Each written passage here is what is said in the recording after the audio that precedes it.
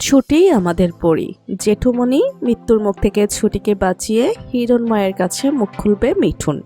প্রতিজ্ঞা ধারাবাহিকের নতুন পর্বে দেখা যায় ছুটি ও অভির মধ্যে মান অভিমান চলছে। জ্যোতির্ময় বিষয়টি ভালোভাবেই বুঝতে পারে। অফিসে গিয়ে আড়াল থেকে সবকিছু দেখে সে মনে মনে বলে, লেগেছে আগুন, এবার কি হবে? সবটাই রুমা ম্যাডামকে জানাতে হবে।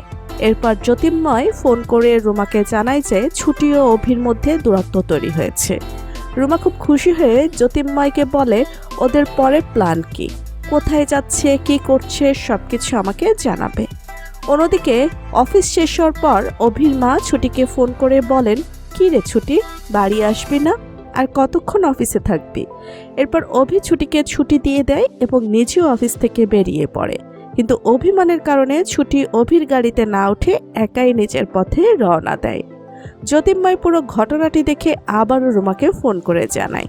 তখন রুমা মনে মনে ভাবে, হিয়ারিং এর আগেই ছুটিকে একটা শিক্ষা দিতেই হবে। এরপর সে কয়েকজন গুন্ডাকে ফোন করে ছুটি যে রাস্তা দিয়ে যাচ্ছে সেই ঠিকানাটা দিয়ে দেয়। গুন্ডারা সেখানে গিয়ে ছুটির ওপর হামলা করে। ছুটি একাই সাহসের সঙ্গে তাদের মোকাবেলা করতে থাকে।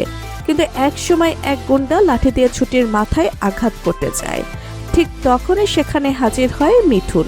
মিঠুন মনে মনে বলে, এ তো ছুটি, গুন্ডারা ওর ওপর হামলা করেছে।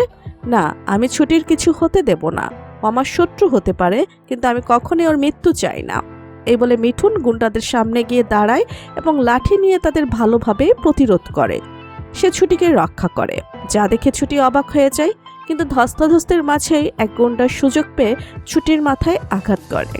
ছুটি মাটিতে লুটিয়ে পড়ে। গুন্ডারা সেখান থেকে পালিয়ে যায়।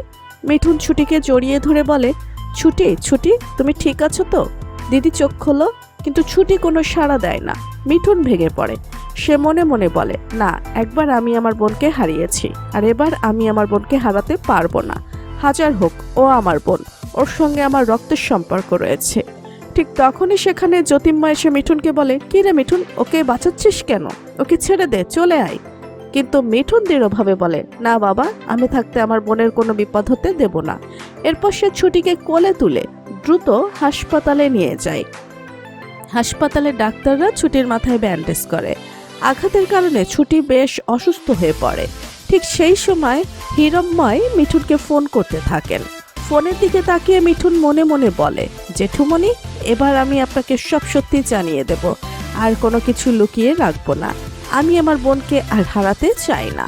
তো বন্ধুরা, তোমরা কি চাও মিঠুন যেন এভাবেই মৃত্যুর মুখ থেকে ছুটিকে বাঁচিয়ে হিরণময়ের কাছে সব সত্যি স্বীকার করে? তোমাদের মতামত অবশ্যই কমেন্ট করে জানাতে ভুলো না। ভিডিওটি ভালো লাগলে লাইক, কমেন্ট, শেয়ার করুন। আর আমাদের চ্যানেলে নতুন হয়ে থাকলে চ্যানেলটি সাবস্ক্রাইব করে রাখুন, যেন তনু গল্পের নতুন সব আপডেট সবার আগে পৌঁছে যায় আপনাদের কাছে। ধন্যবাদ সবাইকে।